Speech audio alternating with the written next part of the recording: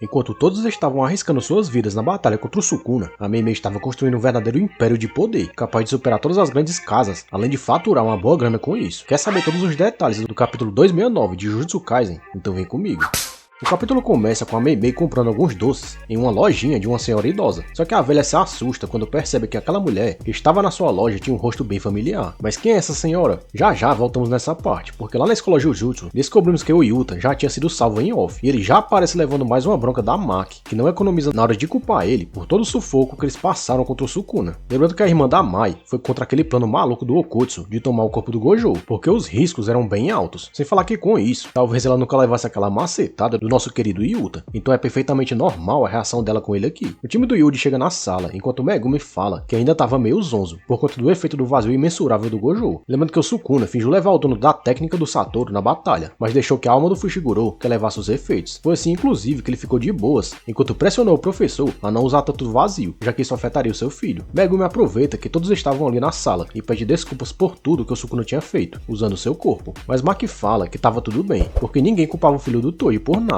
Yuji tenta fazer o mesmo, se desculpando por não ter sido capaz de parar o Sukuna quando deveria. Mas Kusakabe repreende o Itadori, falando que ele também era uma vítima, desde que foi concebido como uma cobaia para servir aos planos do Kenjaku, que olha só, já deu as caras no capítulo 270, mas isso é um papo que a gente vai abordar só amanhã. O espadachim diz que se tinha alguém culpado nessa história, esse era o Gojo, que não deu cabo do Itadori quando deveria. Pode parecer que o Kusakabe tá querendo colocar a culpa de tudo em cima de uma pessoa só, sim, mas ele não deixa de ter um pouco de razão. Desobedecer às ordens e manter o Itadori vivo foi uma decisão que custou caro, não só para todos ali, como para o próprio Gojo, que perdeu a sua vida apostando que ele seria suficiente para parar o Sukuna, de posse de quase todos os dedos. Só que por outro lado, é meio infantil imaginar que o Sukuna não conseguiria reviver usando a maior parte de seus dedos espalhados pelo mundo, independente da ação do Satoru. Sem falar que era da vontade do Kenjaku usar o Rei das Maldições para reequilibrar a balança de poder no mundo Jujutsu, tirando o usuário atual dos 6 olhos de cena. Então é claro que ele acharia outro jeito de trazer o vilão de volta. Não tenha dúvida disso. O que eu não esperava era que o Gege iria usar um capítulo inteiro do mangá, ainda mais na reta final, para explicar detalhes pequenos que já aconteceram e que não tem mais qualquer relevância na história. Na boa, não precisava disso. E em contrapartida, ele deixa em off o que a gente mais queria ver, que foi como os feiticeiros conseguiram salvar o Yuta de virar um vegetal permanentemente. Isso sem falar do tempo precioso que o autor gastou fazendo os personagens pagarem de arrependidos por não terem feito isso ou aquilo, ou por de algum jeito terem ajudado o Sukuna a tocar o terror no mundo. Custava apenas comemorar que a guerra foi vencida e que a maior ameaça do mundo já se foi, ao invés de ficar remoendo o que aconteceu ou o que deixou de acontecer. Isso só mostra que o Sukuna se foi, mas alugou um prédio de 1 km na cabeça de todos ali, que ainda vão passar várias noites sem dormir, pensando no rei. Kusakabe ainda revela que ele foi um dos feiticeiros que foi a favor da sentença contra o Yuji, lá atrás. Olha aí que filho da mãe. E agora ele tá usando o que aconteceu para se convencer de que ele estava certo desde o início. Só que não é por aí. É como eu já falei, nada garante que essa solução seria definitiva, e na verdade, só adiaria o retorno do Sukuna. O espadachim ainda fala que se não fosse o Yaga, o Yuji teria ido pro saco com certeza, mas que todos ali, independente do que aconteceu, estavam um pouco certos em suas convicções. Ou seja, as coisas aconteceram como tinham que acontecer. Por isso que os alunos não deveriam se sentir culpados por nada. Afinal, eles são jovens e ainda devem errar muito na vida. Isso me lembrou muito Shikamaru lá no começo de Naruto, que foi colocado como capitão da missão de resgatar o Sasuke. E apesar de usar todos os recursos disponíveis para completar a missão, a falta de experiência pesou muito. E o fato dele quase perder o seu time inteiro quase fez com que ele desistisse de ser um shinobi definitivamente. Kusakabe fala para os jovens aproveitarem a vida e deixarem as dores de cabeça para a meia-idade. Porque vamos combinar, não foi um bom conselho. É por isso que tivemos uma leva tão patética de feiticeiros, que foi surpreendida rapidinho pelos feiticeiros antigos, como Kenjaku, Uraomi, Yorozu, Sukuna e outros. Tanto que se não fosse aquele treinamento especial de última hora, usando a técnica de troca de corpos do Uyui e as tais memórias musculares, os vilões teriam passado o rodo, os feiticeiros sem tantas dificuldades. Em outras palavras, foi um erro colossal deixar todos os problemas nas mãos do Gojo, que era o ápice de poder no mundo Jujutsu, porque isso acabou deixando todo o resto, incluindo a escola Jujutsu, muito dependentes dos poderes dele. Yuji pergunta como Yuta tinha conseguido voltar, sendo que o Kusakabe tinha dito que a sua situação era grave, que eles precisavam de todos os feiticeiros ali para ajudar. E faço as minhas as palavras do Itadori, porque o Gege malandramente enganou todo mundo no final do capítulo passado, dando a entender que todos os feiticeiros que estavam entrando naquela sala participariam de uma espécie de exorcismo, e que talvez o Okutsu fosse tomado por alguma força maligna, como o espírito do Kenjaku, por exemplo. Enfim, mais uma trollagem para conta do autor, que enganou a gente direitinho mais uma vez. Yuta explica que conseguiu voltar por causa da Rika. Acontece que quando ele assumiu o corpo do Gojo e a Rainha das Maldições não foi junto, ele imaginou que a conexão entre eles tinha se perdido. E na época, eu até imaginei que seria por conta dos 6 olhos, repelindo a maldição. Mas a verdade é que a Rika tinha escolhido continuar do lado do corpo vazio do Okutsu, usando energia amaldiçoada reversa para manter a sua casca vazia, para manter a sua casca viva. Olha aí que informação interessante, porque a Rika agora consegue usar essa energia para regenerar e trazer feiticeiros de volta à vida, caso seja necessário. Uma evolução que, se não me engano, aconteceu durante a luta do Yuta contra Ryu e Uro, mas que foi confirmada somente aqui nesse capítulo. Yuta fala que o normal seria que ele virasse um vegetal, depois de expandir o domínio copiado do Gojo, ou seja, depois que se passassem os 5 minutos limites da sua técnica de cópia, mas Mei completa, dizendo que isso tinha sido um pequeno erro de cálculo deles. Afinal, Kenjaku, dono da técnica, conseguia agir normalmente depois de expandir o domínio do seu hospedeiro. Só que agora, vendo o caso do Yuta, Kusakabe fala que isso talvez fosse porque o Kenjaku usou alguma barreira ou algum pacto para burlar isso. Afinal, o cara tinha mais de 1000 anos e um currículo extenso de todo tipo de testes proibidos e nojentos que só ele era capaz de fazer, como por exemplo, dormir com o pai do Itadori no corpo da Kaori para gerar sua cobaia perfeita. Por conta disso, era óbvio que o vilão tinha bem mais conhecimento e experiência que um fedelho que ainda trocava fraldas há pouco tempo atrás. Yuta ainda completa dizendo que após se reconectar com seu corpo original, que estava em animação suspensa, com a ajuda da Shoko, suas técnicas voltaram e ele pôde completar a transferência, voltando ao estado normal, como se nada tivesse acontecido, exceto pela pequena cicatriz em sua testa. Okutsu diz que não queria mais falar daquele assunto, mas Maki faz o papel da chata do rolê, jogando na cara do Yuta que se ele tivesse lutado sério desde o começo, a luta contra o Sukuna tinha sido um passeio no parque. Será que ela tem ideia do que ela tá falando? Porque o oponente deles era só o rei das maldições? Se era tão fácil assim, porque ela mesma não foi sozinha então lutar contra o vilão, que aliás, usou ela de saco de pancadas várias vezes. Então pra mim, a Maki só falou besteiras aqui, trazendo de volta um assunto que já tinha sido encerrado. Maki aponta 2 erros, que na cabeça dela fazem muito sentido. O primeiro foi que ela deveria ter lidado com Kenjaku ao invés do Yuta. Mas aí eu pergunto, o que ela teria feito contra todos aqueles espíritos amaldiçoados que vazaram do corpo do Getou, sendo que ela não consegue nem enxergar eles? Claro que existe a possibilidade dela, depois de ter conseguido a restrição celestial total, e sentir a presença dessas criaturas através de, sei lá, do ar ou do cheiro, como o Toji provavelmente fazia. Mas seria quase impossível dela lidar com todas aquelas maldições ao mesmo tempo, de forma tão eficiente como a Rika fez. O outro suposto erro é que no plano de derrubar o Sukuna, com a sentença da técnica do Higuruma, os feiticeiros eram para ter usado múltiplos gravadores com a fala amaldiçoada do Inumaki, porque assim a vitória seria garantida. Só que o todo manda real na cara da Maki, dizendo que o Yuta não conseguiria chegar perto do Kenjaku se não fosse através do seu Boogie Woogie. E como o corpo dela não possuía qualquer resquício de energia amaldiçoada, a sua técnica não funcionaria nela, e assim ela poderia ser facilmente detectada pelo vilão, que impediria sua chegada. Inclusive o todo só conseguiu tirar a Maki do campo de batalha antes dela ser atingida pelo fuga do Sukuna, porque a Miwa ficou encarregada de colar nela para garantir que ela fosse salva também. E no Maki também fala que a Maki estava errada, pois a sua técnica de fala amaldiçoada, mesmo gravada, não poderia ser ativada simultaneamente em situações diferentes. Enquanto ela estivesse gravada em um aparelho sendo usada, ela estaria teoricamente ativa, então não funcionaria em outros. É mais ou menos a mesma dinâmica do karma deixada pelos Otsutsukis lá em Boruto. O ET chifrudo pode até marcar dezenas de pessoas diferentes, mas no momento em que um dos karmas completa sua descompactação, todos os outros se tornam inúteis, sendo apagados automaticamente. Panda completa a informação, dizendo que a fala amaldiçoada, usada no momento errado, enquanto o Sukuna ainda estivesse 100%, poderia resultar não só em uma esquiva do vilão, como poderia ter consequências devastadoras para o seu usuário. Higuruma chega na sala e fala que o Sukuna estava só brincando com todos eles, inclusive se o Yuta, que aos olhos do vilão era bem mais interessante do que ele, estivesse no campo de batalha ao mesmo tempo que o advogado, o vilão teria descartado o Higuruma rapidamente, só para brincar com o Okutsu, e de novo, o plano seria comprometido. O advogado revela que foi ele que escolheu o momento certo em que o gravador do Inumaki seria reproduzido, que seria dentro do domínio do Yuta, já que o seu próprio domínio não permitia qualquer forma de violência. Kusakabe fala que era assombroso ver que alguém que tinha se tornado feiticeiro há apenas 2 meses fosse capaz de sobreviver a um combate contra o Sukuna, sendo que ele passou o rodo em feiticeiros de grau alto, como Gojo e Hajime. Mas na minha opinião, assombroso mesmo é o autor gastar um capítulo inteiro para dar explicações inúteis de uma batalha que já aconteceu, quando poderia ter feito isso enquanto ela acontecia. Sinceramente, se tirar esse capítulo do mangá, não muda nada. Mas vamos continuar com a análise, porque o 269 trouxe pelo menos uma coisa interessante, que foi um possível prólogo que pode ser explorado em uma história futura no mesmo universo de Jujutsu Kaisen. Maki bate o pé outra vez, e diz que se todos tivessem lutado juntos, incluindo os reforços que chegaram depois, Miguel e Laruei, eles teriam vencido com folga. E realmente, é como se o Gege colocasse a Zenin no papel de hater do mangá nesse último arco, e usasse esse capítulo inteiro para explicar todas as críticas recebidas na internet. Mas não precisava disso, porque nesse ponto eu até concordo com eles. Fragmentar os oponentes do Sukuna foi apenas uma artimanha do autor para esticar ao máximo o último arco do mangá. Isso é um fato. E Yuta até tenta se explicar, dizendo que Laruei e Miguel não tinham confirmado que iam ajudar, e chegaram na última hora. Yuji também fala que o Okutsu foi crucial para que eles vencessem, pois ele forneceu aqueles braços amaldiçoados que permitiam permitiram a ele esconder todo aquele plano do seu dedo ressonado pela Nobara. Só que a Maki não quer nem saber e parte pra cima do Yuta, deixando até a gente em dúvida se ela tá realmente fazendo o papel dos haters nesse capítulo ou se tá apenas frustrada porque vai passar a namorar um cara com a testa costurada. Zenin fala que se essa foi a ajuda do Yuta, ele não fez foi nada, porque qualquer luva de 1,99 serviria. Só que não é bem assim, né, Dona Maki? Porque qualquer outra coisa, além de soar ridícula, faria o Sukuna desconfiar do plano na hora e fatiar tudo com seus cortes. Hakari também bancou o advogado do Okutsu, dizendo que foi através da Rika que serviu como uma espécie de veículo que eles puderam se movimentar pelos céus do campo de batalha, sem chamarem a atenção do Rei das Maldições. Com isso, eles conseguiram impedir os reforços de chegarem até o Sukuna, como a Uraomi, por exemplo. Todo fala que ele passou a agir quando o Sukuna recuperou seu domínio, e que isso foi um plano feito em parceria com a Mei Mei, embora ele lamente que não tenha conseguido fazer a troca com o Yuji Chozo, que acabou perdendo a sua vida para proteger o que ele não conseguiu, a vida do seu brother. Só que isso nem é culpa do coitado, porque no centro do domínio do Sukuna, onde eles estavam, era onde tinha maior incidência de energia amaldiçoada emitida pelo vilão, o que dificultaria qualquer penetração de qualquer técnica vinda de outro feiticeiro. Ino também faz a sua meia culpa, dando a entender que se o Yui tivesse focado em salvar o Yuji e o Chozo ao invés dele, que também estava no centro, o feto amaldiçoado não teria tido que se sacrificar pelo Itadori. Yuji fala que não era culpa de ninguém aquilo. Engraçado que culpar o Sukuna, ninguém culpa, né? Maki diz que ele também não queria começar um caça às bruxas, apontando culpados. Afinal, ela mesma foi atingida pelo vilão com 2 Black Flashes, que só serviram para restaurar sua energia. Pelo menos ela admite. Só que ela ainda bate o pé e continua culpando o Yuta. Esse aí não tá isento de nada na cabeça dela. Miwa fala que estava apavorada, porque ela era a marcadora da Maki, mas não tinha como não pensar na possibilidade da técnica de todo não funcionar. E eles acabaram deixando a Maki para trás, para ser queimada pelo Fuga, como aconteceu com o Chozo. O Zakabe questiona se Momo tinha pedido para não participar da batalha, e a garota responde que sim, até porque ela imaginou que o Xamã ia preferir poupar ela dessa. Mesmo assim, Mei agradece pela ajuda deles, pela ajuda dela, em transportar ela pelos céus na sua vassoura, que aliás, era bem confortável. Hakari confessa que queria ter enfrentado o Sukuna, mas a Uraomi se mostrou um oponente bem mais forte do que ele imaginava, que por isso, não pôde ajudar na luta contra o vilão. Nobara fala que estava dormindo até o final da batalha, então não podia se arrepender de muita coisa. Nessa hora, o Yu diz que todos pareciam ter arrependimentos, mas uma coisa eles precisavam admitir, que ele foi o MVP dessa batalha, ou seja, alguém crucial para que eles vencessem. Mas Kirara perde a paciência e revela que o moleque tinha deixado ela para trás, enquanto o Xamã se defende, dizendo que ela era muito pesada para carregar, o que faz ela dar o maior chilique. O Zakabe joga na cara do Yui que sua irmã não tinha tido quase trabalho nenhum nessa batalha, mas a Xamã responde que a sua vida não poderia ser trocada por dinheiro, portanto, era algo que não deveria se arriscar descuidadamente. O Yui também toma as dores da irmã, revelando que ela esteve muito ocupada com a nova doutrina das sombras. Hakari pergunta se ela estava falando do pacto que impedia que o domínio simples vazasse de seu clã. O Zakabe então confirma que sim, e que esse método foi utilizado pelo criador da técnica, o Ashiya Sadatsuna, para evitar que esse poder caísse em mãos erradas. Mei explica que ao longo das eras, a barreira simples acabou se tornando menos visada, a ponto de se tornar um segredo comercial. A Xamã explica que monopolizaram essa habilidade, reuniram vários feiticeiros e fizeram um pacto forçado para que eles pudessem utilizar a técnica como suas. Só pelo fato da técnica das sombras ser algo que um feiticeiro sem técnica amaldiçoada inata poderia usar, isso já atraiu o interesse de diversos deles. Todo, por exemplo, foi um que aprendeu a técnica das sombras com a ajuda da Tsukumo, através do método do Mekamaru. O Zakabe explica que isso nem era um problema tão grande, pois o problema real era que o líder do grupo, em troca de ensinar a técnica de barreira, sugava a vida desses feiticeiros no longo prazo, para que ele pudesse viver infinitamente mais. Só que a identidade do líder era sempre mantida em segredo, para evitar qualquer eventualidade. Além disso, os feiticeiros que aceitassem entrar no grupo teriam que seguir as ordens do líder, a qualquer custo, incluindo os discípulos mais fanáticos do grupo, porque caso contrário, a técnica seria confiscada. Só que a Mei fala que isso tudo tinha mudado recentemente, pois o Kusakabe era o novo líder daquela doutrina, o que deixa todos chocados. A Xamã revela que no futuro será o Yui que se tornará o líder da doutrina, e que com isso, os discípulos terão que pagar uma mensalidade para ela, caso queiram aprender a usar a técnica de barreira simples. Ou seja, tudo isso não passou de uma manobra da feiticeira, tratando de exterminar a líder antiga da doutrina, lá no começo do capítulo, para tomar o monopólio da técnica para si, para lucrar com isso. Na página seguinte, voltamos para aquela cena do início do capítulo, com a Mei perguntando quanto valia a vida daquela mulher. A velha pergunta como a feiticeira tinha descoberto que ela era a líder da doutrina, mas como Gege, como sempre, não gosta de explicar nada mais importante, a Mei apenas fala e só teve que perguntar por aí.